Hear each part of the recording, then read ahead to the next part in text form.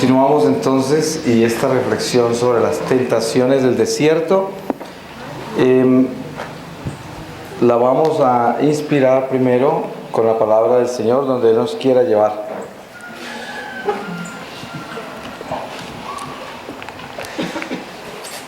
Y les voy a leer de los Hechos de los Apóstoles en el capítulo 27, versículo 14. Tempestad en el mar. Pero a poco tiempo dio contra la nave un tiempo tempestuoso llamado nordeste. Arrebataba la nave y no pudiendo resistir al torbellino, éramos llevados a merced de los vientos, arrojados con ímpetu hacia una isleta llamada Cauda. Pudimos con gran dificultad recoger el esquife, el cual, metido dentro, maniobraban los marineros cuanto podían, asegurando y liando la nave, temerosos de dar en algún banco de arena. De esta suerte, arriadas las velas y el mástil, se dejaban llevar de las olas. Al día siguiente, como nos hallábamos furiosamente combatidos por la tempestad, echaron al mar el cargamento, y 3 días después arrojaban con sus propias manos las municiones y pertrechos de la nave. Entre tanto, había muchos días que no se dejaban ver ni el sol ni las estrellas, y la borrasca era continuamente tan furiosa que ya habíamos perdido todas las esperanzas de salvarnos. Entonces Pablo, como hacía ya mucho tiempo que nadie había tomado alimento, puesto en medio de ellos, dijo: en verdad, compañeros, que hubiera sido mejor creyéndome a mí, no haber salido de Creta y excusar este desastre y pérdida. Mas ahora os exhorto a tener buen ánimo, pues ninguno de vosotros se perderá. Lo único que se perderá será la nave, porque esta noche se me ha aparecido un ángel de Dios, de quien soy yo y a quien sirvo, diciéndome: no temas, Pablo, tú sin falta has de compadecer ante César, y he ahí que Dios te ha concedido la vida de todos los que navegan contigo. Por lo tanto, compañeros, tened buen ánimo, pues yo creo en Dios, que así será, como se ha prometido. Al fin hemos de venir a dar en cierta isla. Palabra de Dios. Te alabamos, Señor. Mire que leer estos pasajes del Evangelio tiene 2 caras. Una es leer historia sagrada y compenetrarnos en algo tan extraordinario y espectacular como lo que San Lucas nos narra que vivieron ellos en ese apostolado con San Pablo, que era su maestro. Pero démonos cuenta que para nosotros poder establecernos bien en esta reflexión de las tentaciones del desierto, tenemos que tomar una decisión muy seria. Y la decisión tan seria es el preguntarnos: ¿creo yo firmemente, con todas las fuerzas de mi alma, mi corazón, con todo mi ser, de que las Escrituras son la palabra de Dios? Es muy importante, pero al mismo tiempo descubra también su nivel de hipocresía, porque también hay algo que tiene usted que enfrentarse en este momento a vivir, y es esto: si usted dice que esta es la palabra de Dios, entonces pregúntese cuánto ha leído y además cuánto ha escuchado de ella en la vida católica, de tanta misa que ha asistido, que toda la divina liturgia es la palabra de Dios. ¿Cuánto ha escuchado? Y entonces, si esta es la palabra de Dios, ¿cuánto de ella ha obedecido? Porque si Dios le habla a usted directamente, una cosa es que le hable la historia sagrada, porque fíjese la diferencia que hay.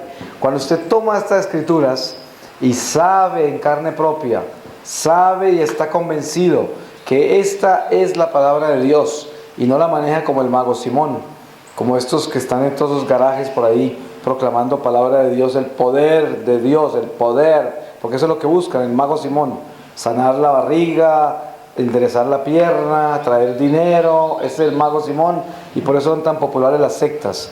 Pero esto no es la Iglesia Católica. Miren ustedes, si usted sabe que esta es la palabra de Dios, la Iglesia dice: por la palabra leída sean perdonados nuestros pecados, pecados veniales, ¿no? Pero ¿por qué razón se dice eso? Porque si yo creo que esa es la palabra de Dios, al escucharla, se me limpia absolutamente todo lo que está nublado en ese momento, que el pecado original me nubla mi discernimiento. El pecado mortal me separa de Dios y me hace enemigo de Dios, es otra cosa. Pero el pecado venial me nubla la visibilidad, es como el carro, ¿cómo se llama? El vidrio del frente, el parabrisas. El parabrisas, si nosotros no tenemos buena limpieza de ese parabrisas, al conducir de noche se vuelve muy difícil, porque está lleno de cosas que de día no necesariamente vemos, pero de noche sí, porque las luces de los otros carros nos resaltan el mugre que hay. Y eso es lo que sucede cuando nosotros venimos a un retiro como este. La luz que viene de los otros carros, que es la luz de Dios que viene así, nos hace mirar en el parabrisas una cantidad de cosas que están sucias que normalmente no vemos durante el día de nuestro pecado, ¿cierto? Entonces, en la noche de nuestra alma, que es el encuentro con el pecado, como San Juan de la Cruz lo llama la noche del alma, ¿cierto? Miren que la oscuridad, esa oscuridad, toda esa penumbra que llega al alma donde parece que algo está pasando en mi vida que no se mueve, está oscuro, inexplicable todo, que es el momento de Dios, es el momento de Dios con la criatura. Pero parece que fueron momentos sin Dios, porque esa es la forma en que aparece. Cuando tenemos el parabrisas sucio, es muy difícil conducir. Pero ¿qué hay que hacer? La disciplina que dice. La disciplina es lo más normal, que es lo que menos se hace, es parar y limpiarlo, ¿cierto? Muchas veces uno dice, no tengo agua, no sé cómo limpiarlo, está lloviendo, es un área peligrosa, hay muchas razones por las cuales no podrá parar. Pero si nosotros la comparamos espiritualmente, no estamos en un vehículo material, estamos en el alma.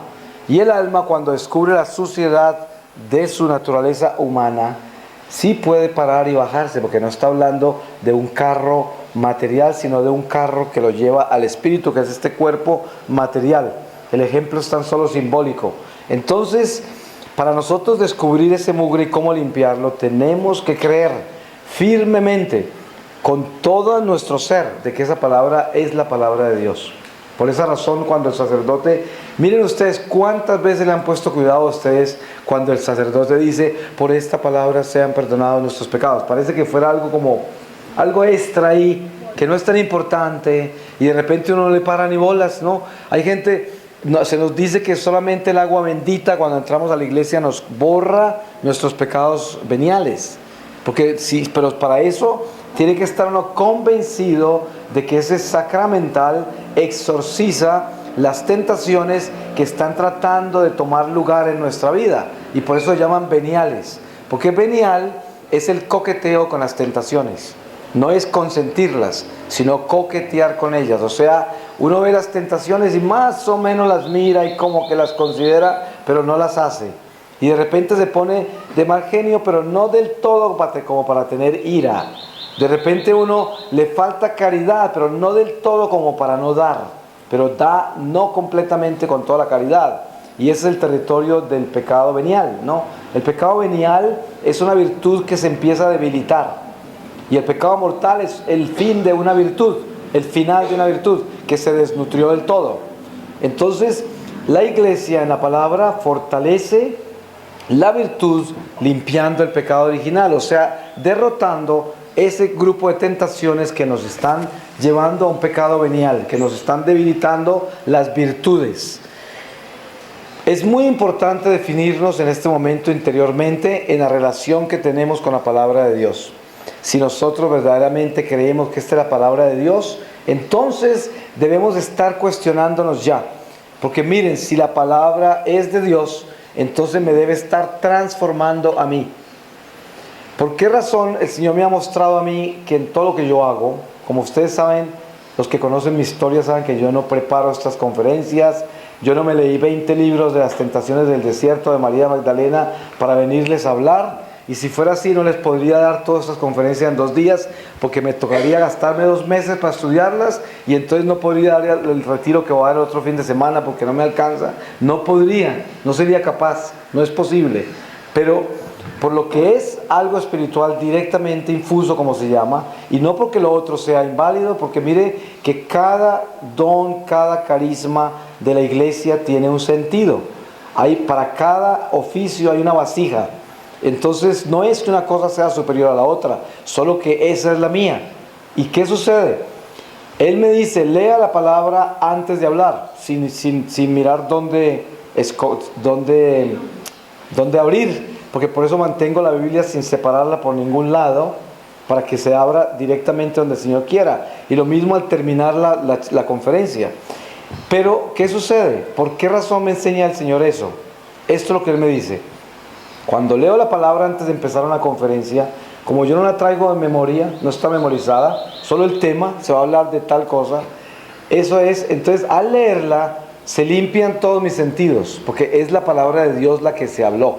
Entonces me limpia todo lo mío, lo humano, y le limpia a ustedes todos los sentidos que van a escuchar, y nos trae a una sola cosa, el espíritu de la palabra. Y de ahí, encima de esa palabra, en el espíritu del Señor, continúa toda la conferencia. Y al final, al pronunciarse la palabra, se encierra todo lo que se predicó en una sola cosa, y queda sellada entre la palabra de la apertura y la palabra del cierre, queda cerrado todo lo que el Señor presentó, y se queda en el corazón infuso, porque como yo tengo infuso lo que estoy predicando, porque fluye de mí sin que yo piense, yo no pienso nada de lo que estoy diciendo, nada, no tengo ni idea qué les voy a decir, nada, absolutamente nada, y por lo tanto ustedes tampoco tienen que pensar para escucharme a mí, porque no es una cosa intelectual, ustedes no tienen que pensar, llega al corazón, y el corazón se les activa en la forma que el Señor quiera. Entonces, ¿qué sucede en este momento? La palabra de Dios, si uno la define interiormente y decide, toma una decisión y dice, creo firmemente que esta palabra es la palabra de Dios. Ustedes pongan a pensar lo importante y trascendental que es esto. Si yo creo que esta es la palabra de Dios, ya voy a empezar a entender lo que vamos a hablar sobre las tentaciones en el desierto. Porque si no llevamos esta palabra bien sembrada en el corazón como palabra de Dios, no vamos a ser capaces de sucumbir las tentaciones del desierto. Miren ustedes, en las tentaciones del desierto hay algo muy peculiar. Son 3. Es una trinidad de tentaciones. En esas tentaciones Jesús reparó en 40 días los 40 años del pueblo de Dios. El pueblo de Dios estuvo 40 años en el desierto, casi todos se murieron por el pecado. Hay días que morían más de 20,000 por la fornicación, por tentar a Dios, por toda clase de pecados. Y para cada pecado aparecía una nueva plaga o una nueva forma de exterminarse. El caso es que Jesús viene a redimir todo, absolutamente todo. Para darles un ejemplo de cómo vamos a llegar a este desierto de los 40 días, después de haber recorrido el Antiguo Testamento, tenemos 12 patriarcas. Entonces, ¿qué sucede con los hijos de Jacob? Hay 11 que venden al hermano por envidia, al menor porque era el preferido de su papá, a José. Lo venden por envidia. Habían unos que parecía que tuvieran un poco más de compasión que los otros, porque insinuaron dejarlo en el hueco a cambio de enterrarlo vivo, matarlo, o lo que fuera. Pero miren ustedes que cuando lo venden, ellos los 11 cometen un pecado muy grave contra su padre, contra su hermano, contra Dios. Y son los 12 patriarcas. Estamos hablando de las cabezas de las 12 tribus. ¿Qué hace la redención en Cristo? Toma 12 apóstoles, 11 buenos y uno malo. Invierte el número. Esos 11 buenos reparan los 11 malos de los patriarcas. ¿Y por qué razón ahora de la ciudad de Jerusalén, de la santa ciudad del cielo, no se dice que las columnas de la santa ciudad del cielo son las 12 tribus? Son los 12 apóstoles. ¿Se dan cuenta? O sea, ese es el camino. Y los 12 apóstoles vienen de las mismas tribus, porque son hijos de las tribus, de las 12 tribus, los 12 apóstoles, de diferentes tribus. Pero sin embargo, el Señor los singulariza y no necesariamente escogió a un apóstol de cada tribu. No, así no es. Porque habían varios apóstoles que pertenecían inclusive a los mismos grupos de fariseos o de saduceos, y ellos los sacó indiscriminadamente Obviamente que nada de Dios es un accidente, seguramente que eso tendrá una numerología divina perfecta que nosotros no conocemos, pero Dios no nos ha revelado eso y no necesitamos meternos en esto. Pero lo importante es descubrir la redención. Primero, los 40 años del desierto es un pueblo que va a una tierra prometida en la tierra. Todo lo que les prometió Dios fue una tierra mejor, en la tierra. No les habló del cielo, no les habló de eternidad, de nada de eso. Y los alimenta con cosas terrenales también en forma sobrenatural. Les da agua en forma sobrenatural, que sale de una roca que es Cristo, que es el anuncio del Señor. Todo es el anuncio de Jesús. La nube que los sigue y los guía. El maná que cae del cielo, que representa la Eucaristía. Viene ya todas esas señales. Se cansan de comer maná, les da codorniz que vienen del mar. Y así lleva el pueblo de Dios, pero tan solo para una cosa terrenal. Una tierra donde hay miel, donde hay abundancia de todos estos bienes terrenales para el sustento. Les entrega poderes que pertenecían a los paganos, ciudades enteras. Lleva a destruir otras como Jericó. Y hace cosas increíbles con el pueblo. Pero todo terrenal, todo terrenal. Es una pedagogía de Dios. Preparando las almas para la llegada del Mesías, porque todo en el Antiguo Testamento anuncia a Jesús. Dense en cuenta esa serpiente que enredan en el palo para salvar a aquellos que eran picados por la serpiente, por haber tentado a Dios o cualquiera que fuera el pecado que cometieron en ese momento. Todo el que era picado a serpiente y miraba a la serpiente en el palo se sanaba. Esa serpiente representa a Jesús que ya venía, que muere al pecado, o sea, muere a la serpiente, y desde allí el mirar, el aceptar a Jesús en esa cruz nos sana de la picadura de la serpiente, o sea, del pecado. Todo esto es un anuncio, pero nosotros ya estamos más allá del anuncio. Pero eso no quiere decir que hemos llegado más allá del anuncio. Pero estamos ¿cómo? Por revelación. Pero de estar a llegar son dos cosas diferentes, aunque suene contradictorio. Porque supuestamente en términos humanos estar y llegar es la misma cosa, porque llegó a donde está, ¿cierto? Y está donde llegó. Pero no es así espiritualmente. Espiritualmente una cosa es estar y otra cosa es llegar. Porque uno puede estar allí simplemente como testigo, uno puede estar allí como curioso, uno puede estar allí simplemente por miedo, uno puede estar allí simplemente por orgullo y vanidad y pretensión de estar ahí. Pero llegar quiere decir llegar quiere decir creer, llegar quiere decir acampar ya, llegar quiere decir asentarse, llegar quiere decir establecerse, llegar quiere decir estar allí porque arribó, porque llegó. Estas son ya un complemento que se pasa por encima de la historia sagrada. Ya no es historia sagrada. Yo no estoy acá porque mis padres me bautizaron católico. Yo no estoy acá porque yo me acostumbré a ir a la iglesia a misa y me fui por un tiempo y volví, pero ahora estoy otra vez en esto que mis padres me dieron y que todo el mundo hace y que es tan bueno y que me da tanta paz y que me hace sentir seguro y que me siento como que estoy haciendo algo que debo hacer como ejemplo para los demás. Eso no es llegar, eso es estar. Eso es estar. Llegar es creer que todo lo que Dios nos ha revelado es verdad y que yo debo vivir esa verdad. Eso es llegar, y esa es la palabra de Dios. Estar es leerla y decir yo creo que esta es la palabra de Dios. El diablo también cree, ¿cierto? Por eso vamos a las tentaciones del desierto. 3 tentaciones. 40 días, un solo hombre, Dios hecho hombre. Uno diría, claro, pues es Dios. ¿Cómo Dios no va a ser capaz de tumbar al diablo? Si es Dios mismo. Pero dense en cuenta, estamos hablando de un hombre Dios que tenía sed, hambre, cansancio, tristeza, todo igual que nosotros. Porque Él se hizo perfectamente hombre. Y para que sepamos que Él se hizo perfectamente hombre, entendamos esto. En las Escrituras, después de que Jesús se encontraba en el templo, dicen que se fue con José y María a crecer en sabiduría. Así está escrito. Si yo creo que esa es la palabra de Dios, entonces debo creer también lo que me está diciendo la palabra. ¿Y qué me dice la palabra? ¿Cómo puede Dios crecer en sabiduría si es Dios mismo la sabiduría misma? Sería una contradicción completa. ¿Cómo puede irse Dios a crecer en sabiduría en el hogar de José y María? Pues mire lo que quiere decir la Escritura. Era perfectamente hombre. O sea, Él mismo, siendo Dios, se hizo tan perfectamente hombre que se comenzó a despertar a la sabiduría divina, a su divinidad, poco a poco. Por eso tenemos el misterio de 18 años de silencio de Jesús. Silencio. Un silencio que no está en las Escrituras. Solamente se dice, a los 30 años apareció otra vez. Y vuelven a aparecer las Escrituras a darnos narraciones específicas del caminar de Jesús. Sabemos que esos 18 años no estaban simplemente inactivos. Ustedes se pueden imaginar Dios hecho hombre entre nosotros.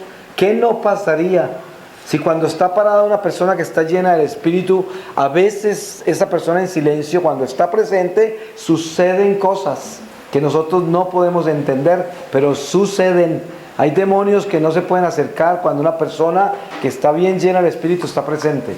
El demonio no puede. Entonces esas personas que están ahí se sienten más en paz, se sienten más atentas, entienden más las cosas de Dios, de repente toman decisiones, de repente empiezan a ver luz. ¿Por qué? Porque la presencia de la persona que está llena del Espíritu Santo ahuyenta al demonio. Entonces, todas las cosas que evitan que usted vea bien, que tome decisiones y que sienta la luz de Dios, el amor de Dios, esas cosas se fueron. Entonces, por eso siente usted eso.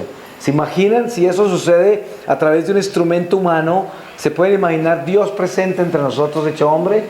No podemos ni siquiera. Por eso San Juan dice: no se podrían escribir en libros, no tendríamos la cantidad de libros suficientes para escribir lo que sucedió durante la vida pública de Jesús, solamente en los 3 años, nada más que en eso. Entonces, Él se despertó a su divinidad. ¿Qué sucede con nosotros? Nosotros vivimos exactamente lo mismo después de ser bautizados en Cristo, porque somos llamados a ser perfectamente hombres, pero perfectamente Cristos. O sea, también cada uno de nosotros, a medida que vamos recorriendo este destierro, nos vamos despertando a la divinidad del Señor por el bautismo en nosotros, que es el Espíritu Santo en nosotros. Eso no quiere decir que seamos divinos, pero quiere decir que el Espíritu que habita en nosotros por el bautismo es divino, porque es el Espíritu Santo. Por lo tanto, nosotros nos despertamos a la divinidad en nosotros, que es el Espíritu Santo. Si una persona entra en una verdadera conversión, comienza a despertarse esa divinidad en él. Y entonces esa persona empieza a llenarse más de ese conocimiento, como Jesús se despertó a la sabiduría en el tiempo que estuvo en silencio con José y María en Nazaret. El desierto del pueblo de Dios de 40 años nos trae todas las escenas del hombre incapaz de obedecer, porque el diablo lo tumbaba siempre lo tumbaba el diablo. Si Moisés se demoraba un ratico para regresar, ya estaban adorando palos, piedras, becerros de oro, lo que fuera. Perdían la fe en un momento. Estaban contaminados completamente con Egipto, y Egipto para ellos era una solución rápida. Cualquier cosa que necesitaban, construían un dios, lo hacían de nada y lo creaban, porque esa fue la enseñanza que recibieron de los paganos. Todo lo convierten en Dios. ¿Y cómo se traduce eso a nuestra vida de hoy? ¿Cómo traduzco Egipto y lo traigo para acá hoy?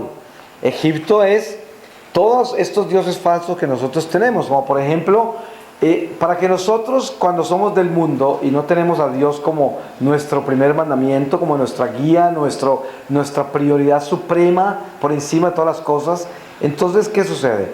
Toda nuestra alegría, todo nuestro júbilo en esta vida, las metas que tenemos, todas están amparadas en criaturas y en creación. O sea, si hoy yo recibo el suficiente afecto humano, si hoy recibo dinero especialmente en abundancia, si veo que tengo oportunidades que van a florecer, si veo todo esto, estoy contento. Y estoy pues que hasta el punto que ya invito gente a mi casa y todo, hasta rezar rosarios y todo, porque estoy contento. Y tengo que celebrar y hasta alabo al Señor. Y la gente diría, esta persona realmente es como de Dios. Y le está dando gracias al Señor porque encontró que lo están amando mejor y los negocios están mejor, aleluya. Pero si 3 meses después los negocios no funcionan bien, el afecto humano no está funcionando como yo quiero, esa persona no está celebrando ni llamando a nadie a rezar, ni está con una cara de júbilo, está toda deprimida, acabada, se le acabó todo el ánimo, anda doblada, sí, completamente doblada.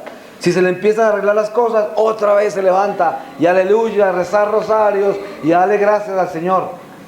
Ese es un hipócrita, porque ahí no hay una relación con Dios. Ahí lo que hay es un Dios milagrero. Lo que tenemos es idolatría, estamos construyendo dioses falsos. ¿Quién es el Dios de esa persona? Sus metas, su dinero, su afecto humano, es el Dios de esa persona.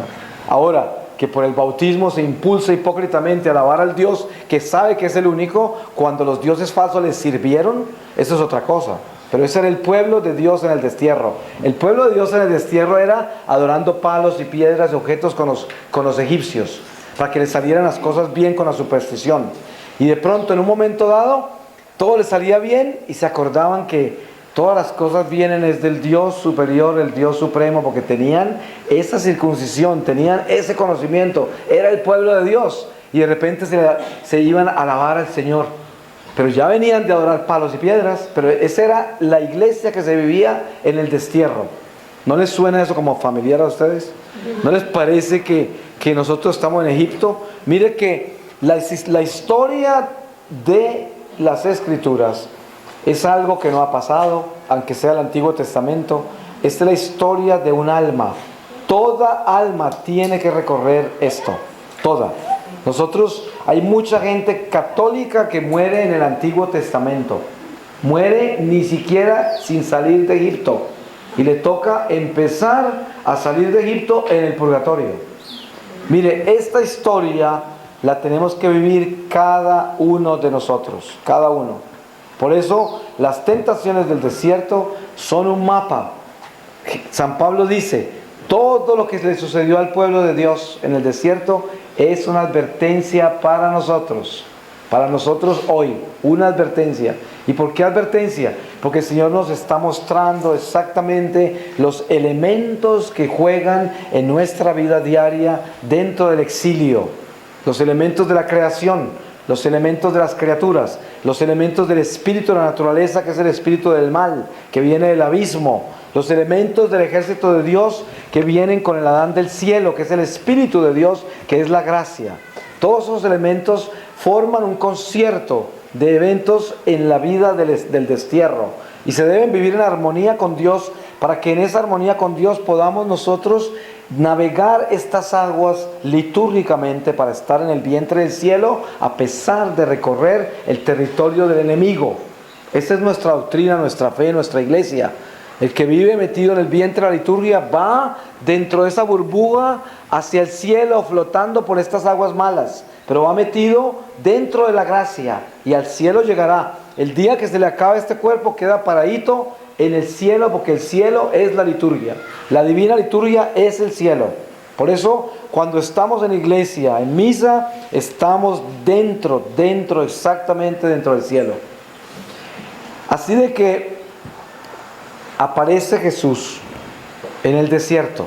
Miren ustedes algo que es muy importante que lo tengan claro, porque esta es la época, el tiempo de las enseñanzas falsas. Este es el tiempo de los profetas falsos. Tenemos toda clase de magos Simones allá afuera. ¿Por qué los llamo magos Simón? Por esto. ¿Ustedes se acuerdan de ese pasaje de los Hechos de los Apóstoles, del mago Simón? Los que no se acuerden, les recomiendo que se lean eso en los Hechos de los Apóstoles. Es sobre el mago Simón. Miren, Pedro está con algunos de discípulos y apóstoles en un lugar, en una ciudad. Y en esa ciudad hay un mago que se llama Simón. Y el mago tenía toda la ciudad pues engañada con su magia. Y hacía portentos, o sea, era mago. Ustedes saben que un mago tiene un espíritu de adivinación. Y por lo tanto adivina lo que llaman la suerte. Ve cosas que usted no tiene por qué saber. Eso es la lectura de cartas, eso del tarot, de la astrología, es magia. Por lo tanto, la magia, la palabra magia ya es del demonio. Hay gente que dice magia blanca, magia negra. La palabra magia es satánica. O sea, no hay magia blanca ni negra. Si es magia, es del diablo. Entonces, ¿qué sucede con Simón? Simón es un hombre que era muy famoso ya por su magia. Y lo respetaban por eso, porque hacía toda clase de cosas. Les solucionaba cosas mágicamente. Pero cuando llegaron los apóstoles a predicar, él vio y el pueblo vio algo mucho más grande que Simón. Entonces se convirtieron, los bautizaron, y con la imposición de manos ellos también empezaron a hacer prodigios y portentos en ese pueblo en el nombre de Jesús. Llega Pedro Y cuando llega Pedro se acerca a Simón y le pide a ellos que le impongan manos también para él poder hacer lo mismo, pero les ofrece dinero. Pedro lo amonesta en una forma tal que lo deja arrastrado con miedo y dice: por favor, recen por mí para que no sucedan las cosas que usted me acabó de decir, le dice a Pedro. Pero ¿qué es lo que quería Simón?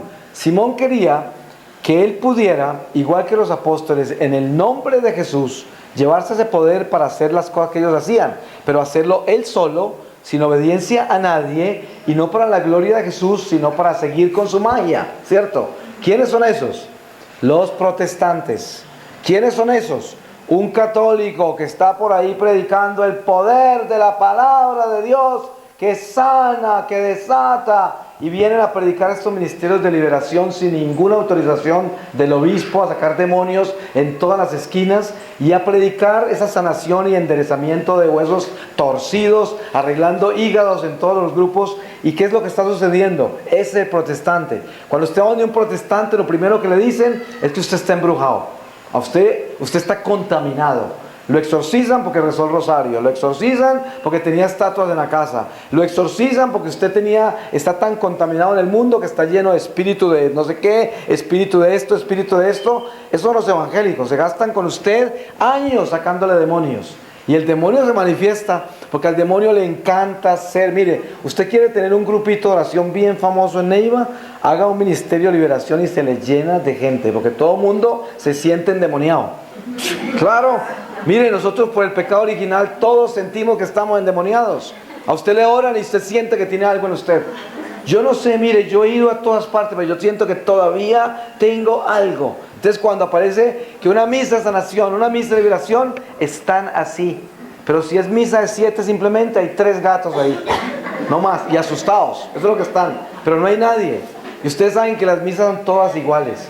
Claro está que la iglesia tiene la sabiduría de, por el ministerio sacerdotal, pedirle a Dios, especialmente por áreas específicas. El sacerdote puede decidir: voy a pedir para que toda la herencia que tenemos de antepasados se disminuya en nuestra vida, y voy a hacer una misa para que el Señor nos ayude a aflojar las cadenas de las cosas que tenemos innatas en nosotros que vienen de antepasados. Misas de sanación intergeneracional. Esto se puede, claro que sí. La iglesia tiene la autoridad, la sabiduría y los dones para pedirle a Dios eso. Y si Dios quiere, Dios hace eso. Pero lo que estoy refiriéndome yo es a la magia de Simón. La iglesia llama, si usted vende un artículo religioso, por ejemplo, a usted le bendicen una medalla, no la puede vender si está bendita. ¿Por qué? Sería un pecado de simonía, porque viene del mago Simón. No se puede cobrar. ¿Ustedes se dan cuenta de la facilidad con que la gente convierte las cosas de la iglesia en un negocio? Las cosas de Dios no se pueden cobrar. Es como yo venir aquí de predicador y decirles: bueno, pues yo cobro $500 o $1000 por llegar allá, y encima de todo me tienen que tener pescado de este color rojo y azul y todo esto, porque yo soy Simón y vengo para acá pues con toda clase de condiciones, porque esto es mío, ¿cierto? Yo lo vendo como yo creo que lo debo vender. San Pablo dice que el trabajador se merece su salario, pero él mismo explica: gratis te lo dieron, gratis lo entregas. Así es.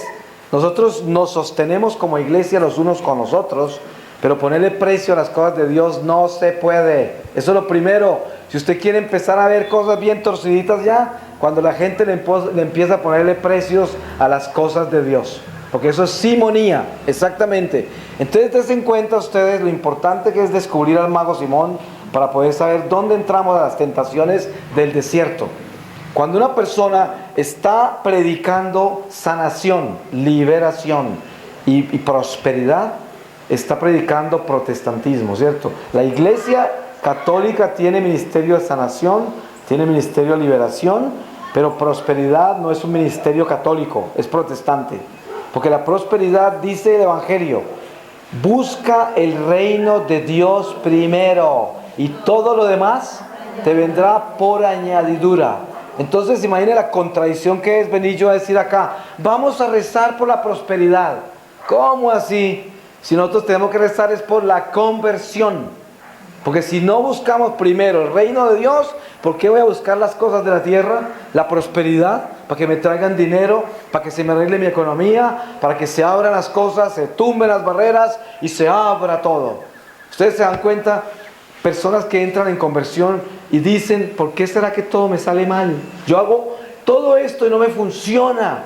¿Cómo hago? Necesito una oración de liberación para que se rompan las barreras y todo fluya y me salgan las cosas bien. Mire, ahí es donde está la necesidad de ponerle cuidado a esta reflexión. Las tentaciones del desierto. Cuando uno se ha convertido de verdad y quiere que algo le funciona y se lo consagra a Dios y no le funciona, ¿qué quiere decir eso?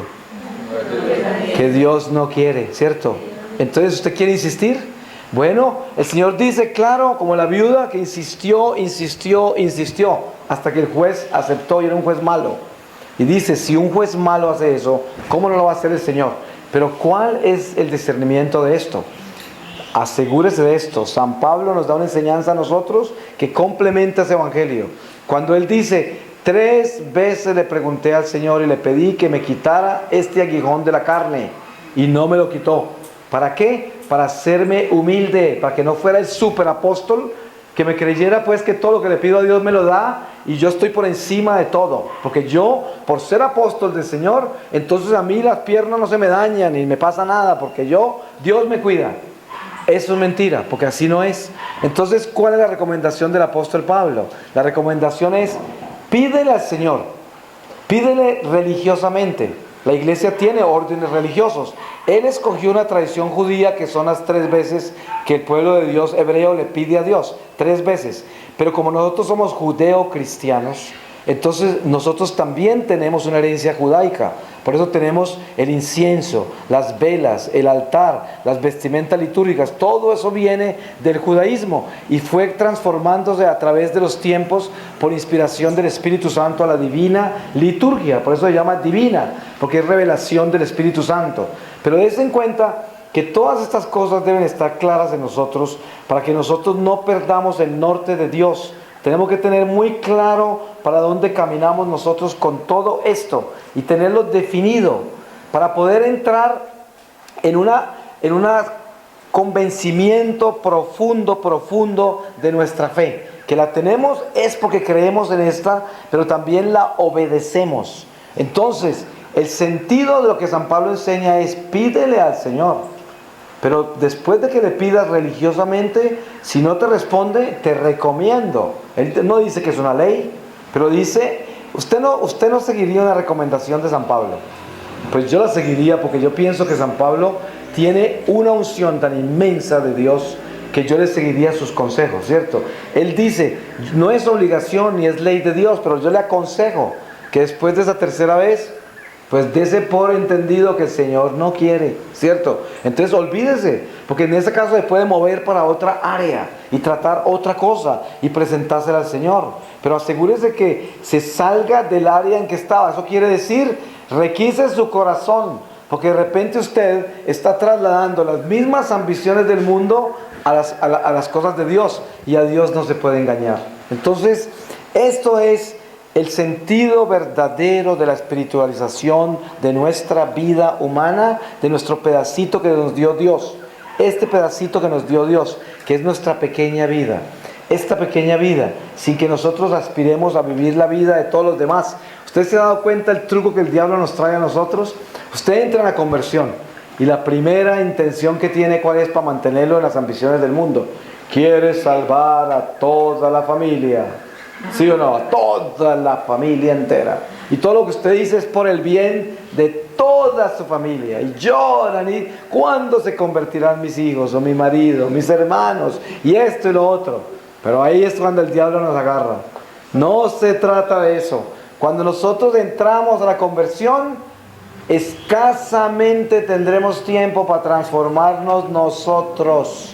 Escasamente. Mire, entre a santificarse, a derrotar todo su vicio, a acabar con toda su maldad, a reparar el daño que hizo. Y eso se convierte en luz para su familia, porque usted va a ser un testimonio de vida, de conversión, ejemplo de todos los demás. Pero si usted me va a salir con ideas de que esa conversión suya que ya la considera definitiva y completa, es para salvar a toda la familia. Entonces usted empieza a hacer toda clase de cosas para salvarlos a ellos. Lo agarró el diablo de la cabeza, lo agarró, porque eso es la pérdida de la verdadera relación con Dios. La relación con Dios es arrepiéntete. Es San Juan Bautista. Confiesa tus pecados, que el reino de Dios está entre nosotros. Y esto es lo importante. Arrepiéntete. No busca arrepentimiento de todos, sino arrepiéntete tú primero. La conversión tiene que ser yo. Ustedes han visto gente que está en una conferencia y cuando salen, ay, cuánto hubiera dado que mi mamá estuviera acá, porque eso es perfecto para ella. Oh, perfecto para ella. Más vale que usted se la aprenda bien, porque es que siempre hay un candidato mejor que yo para que escuchara esta conferencia, ¿cierto? Porque eso le cae como guante al dedo, a la mano, esta conferencia a fulanito. Esos son los escapismos que vivimos nosotros, porque mire, el diablo es resbaladizo. Esto es como jabón mojado. El diablo entra y nos juega toda clase de trucos. Entonces, entendamos esto. El Señor nos quiere dar a nosotros un regalo, y el regalo es esto: llegar a ser simples, sencillos, elementales, básicos, para que podamos derrumbar toda esta gran personalidad. Mire, si usted se quiere hacer un favor bien grande en este retiro, demuélase, derrúmbese, acabe con esta gran personalidad que trajo acá, túmbela. Es el mejor regalo que le puede dar usted a su familia, a la iglesia, a Dios mismo, porque todos los santos del cielo, todos los ángeles lo van a celebrar cuando lo vean a usted derrumbarse y convertirse en nada. Cuando usted salga aquí sintiéndose el menos importante, el menos distinguido, el más insípido, el que nadie tiene que mirar para nada. Un servidor de Dios incondicional, que voy a servir y a servir, y yo no quiero nada para mí, ni me interesa, y yo no me merezco ni nada siquiera. No me dé nada, que yo no me merezco nada. Ese sería el ideal. Ese sería el ideal. El ideal es el espíritu de servicio. ¿Por qué se le apareció Jesús a María Magdalena primero ahí? ¿Por qué? Porque estaba sirviéndole a Él, estaba ya sin ningún interés. Ella no estaba con ningún interés. Para ella, en su pequeña humanidad, que no estaba todavía llena del Paráclito, no hayan recibido el Espíritu Santo. Ella, la pobre, pensaba que estaba muerto. Sin embargo, allá estaba primero que todos, al amanecer, ni siquiera más tarde, al amanecer, ahí al ladito de la tumba del Señor, a servirle a Él. Y por eso encuentra esa gracia tan magnífica del Señor y la eleva a la santidad en que está. Pero eso es el llamado nuestro, que tenemos que ser servidores, y yo de último, y yo no de salvador de la humanidad, porque esa es la tentación número uno del diablo contra nuestra fe. Volver lo que yo soy el salvador de toda mi familia, el salvador de todas las cosas. Yo ya, antes lo hacía en el mundo por mí, ahora lo voy a hacer por todos ustedes. Eso es falso, eso no es verdad. Esa es una tentación grave, difícil, es un tormento, una pérdida, lo enferma, le quita la salud física, mental y espiritual, porque no se ha soltado, porque no se ha liberado, porque no está en Dios. Porque todavía está metido en sí mismo y está siendo atacado, invadido por todas las fuerzas del mal. Entonces, este momento es importante, descubrir a Satanás y descubrir cómo funciona Satanás. ¿Cómo funciona? Ya sabemos que tenemos que haber definido en el corazón que esta es la palabra de Dios. Esta es la palabra de Dios. Y acordarnos que el diablo también piensa lo mismo. Pero vamos a ver cuál es la diferencia entre Satanás y yo con relación a creer que la palabra es de Dios y lo que sigue, que es obedecerla. Porque el diablo cree, pero no obedece, ¿cierto? Entonces yo puedo decir, sí, claro. Usted ha visto a esa gente que es como atea, que no va a la iglesia ya y son católicos, y usted habla con ellos y dicen, yo creo en Dios, pero yo tengo mi propia relación con Dios. Como, o sea, ya tienen su propia religión. Ellos la formaron, la armaron. Satanás, ese es Satanás. Yo creo en Dios, pero yo me las arreglo a mi manera con Él, ¿cierto? Con Él. Entonces, aquí aparecen las tentaciones del desierto. Jesús es bautizado. El apóstol Santiago dice algo definitivo en este momento. Dice, Dios no tienta a nadie ni es tentado por nadie. Piensen esto. Esto humanamente es una absoluta contradicción, porque encontramos a Jesús en el desierto siendo tentado, siendo Dios. Entonces, ¿qué dice uno? Si el apóstol Santiago dice que Dios no es tentado ni tienta a nadie, ¿qué hace en el desierto siendo tentado? ¿Qué es eso? ¿Una contradicción? No, no es contradicción, es una confirmación de que Dios se hizo hombre de verdad. Y lo que está en el desierto siendo tentado y con hambre y con sed y con sueño, todo eso es un hombre. Ahora, la divinidad en Jesús lo lleva a enfrentarse al diablo con la palabra de Dios. Mire lo que sucede cuando Jesús tiene hambre y aparece el diablo y le dice: ¿tienes hambre? Transforma esas piedras en pan. Tú eres el Hijo de Dios. ¿Y Jesús qué hace? Le cita las palabras de Dios. Le citó las Escrituras, ¿cierto? Le habló con palabra. Entonces, ¿qué dice Jesús? Dice: no solo de pan vive el hombre, sino de toda palabra que sale de la boca de Dios. ¿Cómo llevamos la tentación a nuestra vida personal? Miren ustedes que cuando usted entra en una conversión, por eso les advertía en la charla anterior que estamos hablando acá a un pueblo católico de Dios.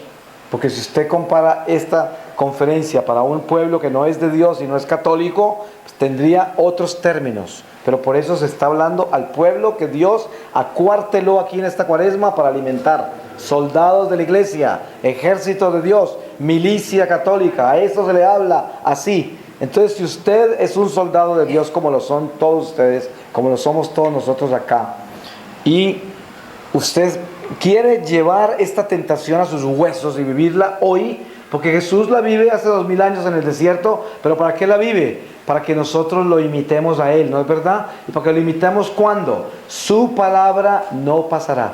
Para que lo imitemos siempre, sin importar si es 2000 años más adelante, o hace 500 años, o 1500 o 2000. Era para imitarlo siempre. Esa palabra no muere, no cambia, no se transforma, no se negocia, es la misma. Entonces, si eso es verdad, y yo creo en la palabra de Dios, entonces esa palabra tiene que existir hoy. Entonces hoy tiene que existir yo, paradito en el desierto de mi vida, enfrentado a una tentación como esa. Entonces, ¿cómo la traduzco? ¿Cómo la traigo a mi vida real? Este es un ejemplo que yo les doy. Yo me convierto porque estaba lejos de Dios y vuelvo a la iglesia. Entonces vuelvo a rescatar todos esos tesoros de la iglesia y empiezo a entrar y a caminar con Dios. Dejo el pecado y empiezo a luchar contra todas estas tentaciones y a vivir una nueva vida. Una persona nueva soy. Apenas estoy empezando otra vez. Soy como un niño. Entonces, en medio de todo eso, la gente se alegra, hasta los hipócritas, porque el hipócrita envidia a la persona que busca la verdad, lo envidia, porque quiere ser como él, pero no puede, porque es un hipócrita. Y también el que está completamente en las tinieblas, que está en el mal completo, en el mal total, en silencio, quisiera ser como el que está en la luz, en silencio. Es algo que lleva secreto por allá, porque todo ser humano reconoce lo bueno, lo reconoce. Eso no quiere decir que lo obedece o lo sigue, pero lo reconoce. Cuando lo ve, sabe que es bueno y sabe que no lo tiene. Sabe que no está en él. Que lo puede despertar, pero no lo tiene despierto. No está. Entonces, ¿qué sucede? En este momento usted está convertido hace un tiempo ya. Y ha pasado por muchas cosas, pero no necesariamente por una prueba grande. Y ya lo empiezan a aplaudir en su familia y todo por muchas cosas. Inclusive la familia tibia y la familia que ni cree mucho en Dios. Pero en un momento dado usted tiene una dificultad bien grande, una quiebra económica, una enfermedad, alguna cosa física bien grave, un problema de matrimonio, una situación con sus hijos o con sus padres o hermanos, con socios, con amigos, alguna cosa rara que pasó drástica en su vida. Entonces aquellos hipócritas y tibios y no creyentes que están alrededor suyo se convierten en instrumentos del diablo y llegan en ese momento en el desierto suyo a hablarle. ¿Y qué le dicen? Tú eres hijo de Dios, convierte esas piedras en pan. Le van a decir: vete a la iglesia y a tu grupito de oración a rezar allá, que vas a conseguir con eso tu matrimonio se te arregle, o te den un empleo nuevo, o consiga la plática que perdiste, o se te arregle esa pierna o el hígado que lo tenés mal, o váyase para allá a rezar, convierta esas piedras en pan, ¿cierto? ¿Quién es ese? El mismo diablo hablándole a usted a través de esas personas alrededor suyo. Entonces, esta es una tentación muy clara, muy específica. Y el Señor Jesús le cita las escrituras al diablo. Y mire que ese diálogo del desierto entre Jesús y el demonio está siempre amparado en la palabra de Dios. En la segunda tentación se lo lleva a una montaña muy alta y le muestra todos los reinos de la tierra. Desen cuenta de esto tan importante. Y es algo que muy pocos católicos meditan en ello, porque es que aquí es donde está la enseñanza que Jesús nos dio para que no nos pase lo que le pasó al pueblo de Dios en los 40 años donde casi todos se murieron porque no pudieron con el diablo. Y a nosotros nos da el Paráclito, o sea, el Espíritu de Dios, y nos da también la enseñanza perfecta para descubrir cómo funciona el diablo. Algo que el pueblo de Dios no sabía. El pueblo de Dios en el desierto, en la salida de Egipto hacia la tierra de Canaán, nunca vinieron a dar instrucciones exactas de cómo funcionaba el diablo. No les enseñaron eso, pero les enseñaron la ley para que no la desobedecieran. Miren la diferencia entre ellos y nosotros. Hoy tenemos todo picado en pedacitos. Viene Jesús, se los lleva el diablo a esa montaña, le muestra los reinos de la tierra. Y esta es la frase que ustedes se deben acordar más y en la que más deben meditar. Él dice: todo esto me ha sido dado a mí. Si te postras y me adoras, te lo doy. Y habló de todo esto. ¿Y qué es todo esto? Los reinos de la tierra, todos. Es una enseñanza, mire, de ahí viene la reflexión sobre el nacimiento de Jesús. Comparen ustedes. El Rey del cielo, dueño de todo, que no le interesa nada de lo que él mismo posee, nace en la paja, en un pesebre, en el camino, de peregrino, fuera, por allá, sin nada. Lo vienen a adorar pobres, pastorcitos, ignorantes, ángeles que la gente no podía ver. Esos eran los que lo adoraban. Eso es Dios, ¿cierto? Y mira el diablo, al otro lado en el desierto, con todo esto. Colchones de plumas, castillos, dinero, oro, plata, fama, poder, todo eso el diablo. Y también le cita la palabra al Señor, ¿cierto? Entonces, ¿qué sucede? Miren ustedes cómo se traduce esa tentación para nosotros. Si Jesús nos muestra de que, y más adelante Jesús lo llama el príncipe de este mundo, lo llama de Jesús más tarde, Satanás. Y San Juan dice: el mundo entero está en las manos del diablo. El mundo entero. Ahora, eso no quiere decir que el mundo le pertenece.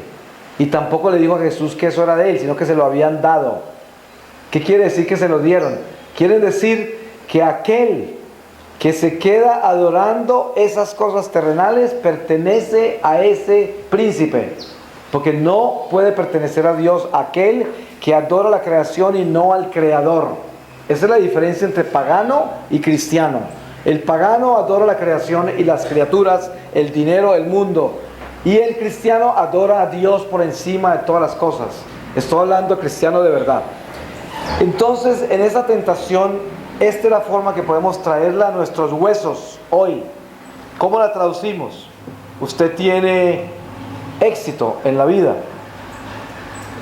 y tiene propiedades, y tiene familia, y lo aman en su casa, y es una persona popular, y todos los amigos lo buscan en la ciudad, y es una persona que todo el mundo habla de usted porque está en todas partes, y ayuda a mucha gente, y todo esto. Y de repente, y eso lo consiguió todo con mucho esfuerzo, y es más, sumado el esfuerzo de sus padres, porque usted también heredó de ellos, y ellos le enseñaron. Y no estoy hablando solamente de cosas materiales, también pueden ser intelectuales. Hay gente que hereda la profesión del papá, es una profesión muy honesta y digna, que no produce mucho dinero, pero produce una posición social importante, digna, y produce ese tipo de poderes. Pero es lo mismo, no hay ninguna diferencia, porque son cosas del mundo, temporales. Entonces supongamos que todo se le empieza a desboronar a usted. Cuando una persona que ha hecho tanto esfuerzo por conseguir sus cosas empieza a perder, por ejemplo, su casa, entonces, ¿cómo quedaría esa persona con relación a Dios o al diablo en ese momento? Si esa persona lo consiguió por idolatría, o sea, porque adora las cosas terrenales, en el momento que empieza a perder esa casa, empieza a perderse a sí mismo también. Ya lo encuentra usted totalmente doblado, sin ánimo, así. Perdió toda la fuerza, triste, preguntando, ¿qué sería lo que hice para que el Señor me quite mi casita? Que ya está hasta reclamándole a Dios en una forma muy humilde y santa, ¿cierto? Ustedes han visto la gente que viene odiando a Dios y despreciándolo santamente y se arrodillan y dicen, yo no entiendo, el Señor parece que no me escuchara mis oraciones, y lo dicen con una santidad. ¿Y sabe cómo se llama eso? Por eso murieron un solo día más de 20,000 personas en el desierto. Eso se llama tentar a Dios, así se llama eso. Cuando usted viene y dice, ¿será que el Señor no me oye mis oraciones? Primero lo llamó sordo, llamar a Dios sordo, ¿cierto? Y segundo, lo está tentando. Eso es maldición. Murieron miles en un solo día por tentar a Dios. Así de que no se olvide, eso no ha cambiado, no ha cambiado. Es la primera confesión que tiene que hacer. Yo he tentado a Dios. Me acuso, Padre, de eso. Entonces, ¿qué sucede? Esa persona que está desboronándose en sus propiedades y empieza a andar como si se le hubiera acabado la vida. Y resulta que es que se le está acabando es una casa, ¿cierto? Pero no la vida, sino una casa, o un carro, o un negocio, o el matrimonio, o la relación con los hijos, o con los hermanos, o con la mamá, o su posición política, o social, o sus emociones, o su carrera no le produce, quién sabe qué. Pero se están desboronando cosas temporales que son banales al final, porque todas van a terminar con usted también al final, las entierran y no existen más después de su muerte. Todo eso va a desaparecer. Ahí no hay nada real, no hay nada eterno, no hay nada que defina su salvación para nada. Entonces, adorar al diablo y estar arrodillado adorándole a los reinos de la tierra es usted perder su paz, su felicidad, su salud, su integridad, su gozo, todo por las cosas materiales o por las cosas espirituales que usted considera que eran las de Dios, que son como estas: estar en una parroquia y tener un sacerdote santo y todo el mundo renovado en esa iglesia, y pasan cosas maravillosas, y de pronto se lo llevan, que cada sacerdote tiene su ciclo en cada iglesia, por derecho canónico, no pueden estar sino determinado número de años, se tienen que ir. Por muy grandes que han sido las obras que hizo, las obras no son de él, son obras de Dios para la parroquia, no para el cura ni para los parroquianos. Eso es algo que se hizo. El cura no es dueño de esas obras, ni tampoco los parroquianos. Ustedes se han visto gente que tiene sentido de propiedad de la parroquia, porque ellos llevaron la contribución y hablan, estos ladrillos los pusimos con el sudor de mi papá, que dio todo este ladrillo, y la otra sabe que este candelabro lo regaló ella, y el otro regaló este tapete, y el otro trajo una lámpara, y el otro trajo esto. Hipócritas, gente que regaló cosas para engrandecerse en ellos, para poder caminar por dentro de las donaciones y sentirse como los dueños de la iglesia. Puros fariseos. Entonces, ¿qué sucede con todos estos hipócritas? Que se cocinan con el mismo diablo, porque esto no es la verdad. Ni las obras son del hombre, ni las obras son del párroco, sino que son de Dios, porque solo se logran por la misericordia de Dios. Entonces ese párroco lo trasladan y traen un párroco que no es ni señas del otro. Nada, una porquería de sacerdote infiel, horrible, casposo, ni se baña, nada, ¿me entiende? Una persona horrible, el total contradicción del otro sacerdote, que era meticuloso, santo, era una persona puntual, verdadera, era un hombre que exhortaba la verdad, era un hombre que sanó gente de toda clase de males, construyó la iglesia, hizo bellezas en la comunidad, ayudó a los pobres, el sacerdote santo. Y también llega el sacerdote Judas, el Judas Iscariote de la iglesia, siempre está. La iglesia siempre tiene Judas, tanto en el laico como en el clero, siempre el Judas, que es el hipócrita que viene vestido de pavo real a la iglesia, pero a robar o a simplemente engrandecerse y a sacar sus bozarrones falsos, ¿cierto? Para engañar a la gente. Pero miren, entonces, ¿cuál es la prueba acá? Si usted tiene ese sentido de propiedad de su iglesia que usted decoró y arregló y fue el primero que hizo cosas y estuvo allí sacrificado y fue el que más tiempo lleva en esa iglesia y sus papás estuvieron ahí y su mamá y bautizaron y enterraron y hicieron toda clase de matrimonios allí, todo eso. Entonces esta es mi iglesia, mi parroquia, pero no porque sea la casa de Dios, sino que es la mía, la mía. Entonces viene el ataque contra ese sacerdote. Ahí mismo, cartas al obispo de todo. ¿Cuál es la prueba de eso? La prueba de eso es que estamos adorando al diablo. Por eso, porque no era el sacerdote bueno y santo, no era la iglesia donde tanto progreso hubo con todo lo que el sacerdote nos inspiró para construirla, sino que era yo y mi vanidad. Y como vino uno que ya no va a continuar con el mismo plan en que estábamos, donde todo florecía, crecía, se santificaba, se liberaba y se sanaba, entonces ya no me gusta ni me interesa, porque yo estaba ahí por los frutos que daba eso y no por el trabajo que tenía que hacer, porque yo no estaba ahí para servir, sino para beneficiarme. Entonces, ¿qué hago? Caigo en esa tentación y me doy cuenta que esa iglesia para mí era simplemente un reino terrenal. Y yo estaba glorificando mi miseria y mi humanidad allí, en esa iglesia. Por lo tanto, ese es el sentido verdadero de la iglesia. El Señor nos trae a nosotros a darnos cuenta que en esa tentación estamos sirviendo es al diablo y adorando al diablo. La tercera tentación, para terminar, es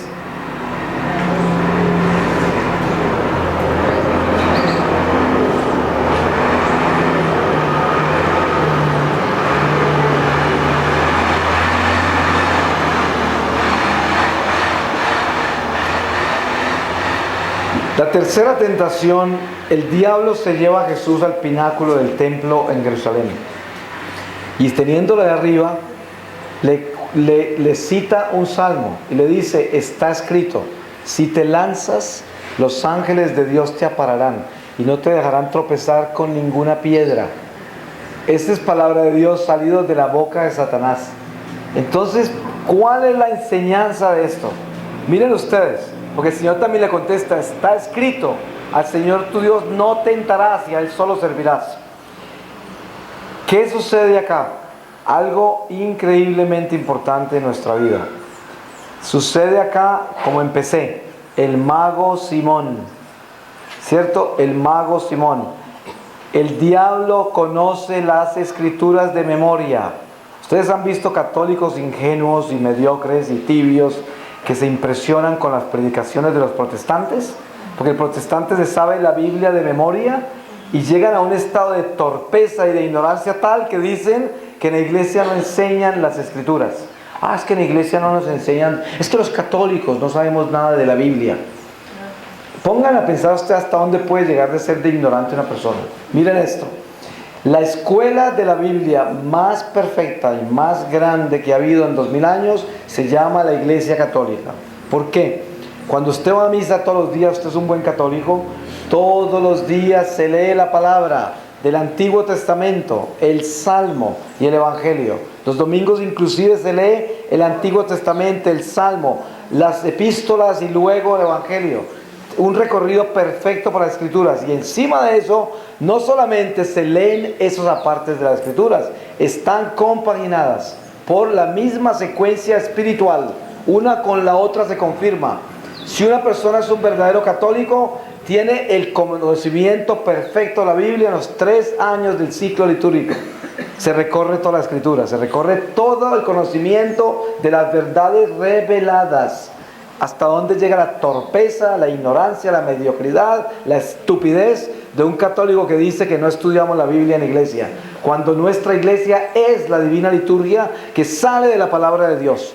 Por eso des en cuenta ustedes que toda esta gente que se roban a sectas es porque son torpes y se durmieron. Como dicen, camarón que se duerme se lo lleva la corriente. Son gente dormida que buscan magia, buscan que los alivien, que les canten bonito, que les alaben bonito y que les arreglen el riñón, ¿cierto? Eso es lo que buscan. Y plata, que les arreglen los problemas que tienen, que los saquen de los vicios que no los pudieron sacar en la iglesia católica. Por eso, entonces, ¿qué sucede? Esto es lo importante para descubrir acá. No se trata de que yo les vengo a impresionar a ustedes acá como un gran predicador, porque me sé la Biblia de memoria y cada palabra que digo es... No solamente el Señor caminó por la izquierda, sino que se fue para la derecha. Mateo 17:4. Y todo el mundo, wow, increíble. Wow. El predicador más increíble se sabe la Biblia de memoria. Y con eso los deslumbra ya. Y encima de todo, si los ve un poco dormidos, les pega un grito. ¡Oh! todo el mundo, y este es el predicador famoso, ahí todo el mundo está derretido. Y todo, amén, aleluya, en cada segundo para despertar a todo el mundo y mantenerlos así como hablábamos anoche. Pero la realidad es esta. Esta es una tentación. Porque es la tentación con la palabra de Dios. Ustedes han oído una homilía un domingo desde un púlpito de un sacerdote bien infiel. Un sacerdote de esos que están, pero mejor dicho, en las llamas del infierno. Y hablan desde el púlpito. Y cuando predican y sacan sus libritos para leer, no porque sea malo esto, que hay sacerdotes muy santos que llevan notas, pero yo estoy hablando de que ustedes saben de quién estoy hablando yo. Cuando leen y cuando predican, parece que esas palabras que salen se cayeran ahí, no se van para ningún lado, quedan ahí al lado del púlpito. Esas palabras no caminan, no salen para ningún lado. Es la palabra de Dios, pero es como el diablo diciendo al Señor, está escrito que si te lanzas, ¿usted se imagina qué poder puede tener esa palabra que el diablo está pronunciando? Un salmo, ¿qué fuerza puede tener? La palabra es la palabra de Dios y no dejará de ser la palabra de Dios.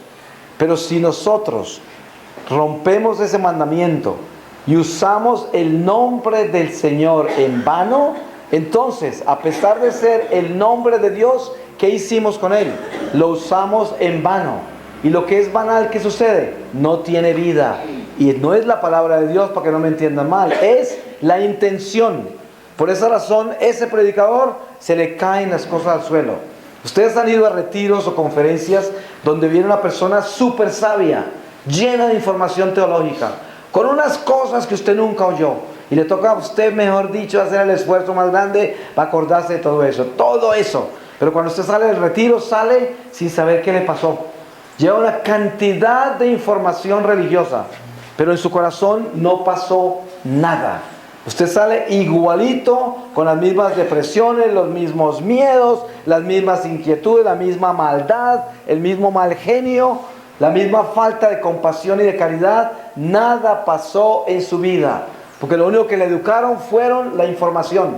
Esa sed de información que usted tiene, eso no transforma a nadie, porque la palabra sola, sin que tenga la intención del Espíritu de Dios, hace lo mismo que hacen esos garajes protestantes. Es lo mismo. Ellos están detrás del poder. ¿Pero el poder de quién? No de Dios, del poder del espectáculo que hacen en el nombre del Señor. Por eso, porque como el Señor es fiel, el Señor se viene cuando el pueblo de Dios se reúne. Así sean 3 gatos en un garaje protestante, se reúnen en el nombre del Señor y lo alaban y le piden algo, se los da. Así es el Señor. Él es fiel, porque el nombre del Señor es el nombre del Señor.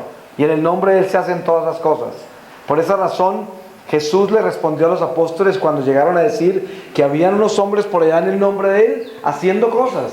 Y Él solamente les dijo, acuérdense de lo importante que es escuchar la palabra del Señor bien. Él dijo, déjenlos, si están con nosotros, no están contra nosotros. Pero eso fue todo lo que les dijo. No les dijo, son de los nuestros. No dijo eso. San Juan dijo, hay muchos entre nosotros que siendo llamados a nosotros no son de nosotros, dice San Juan. Entonces, estas cosas las tenemos que tener claras. ¿Y cómo se diferencia?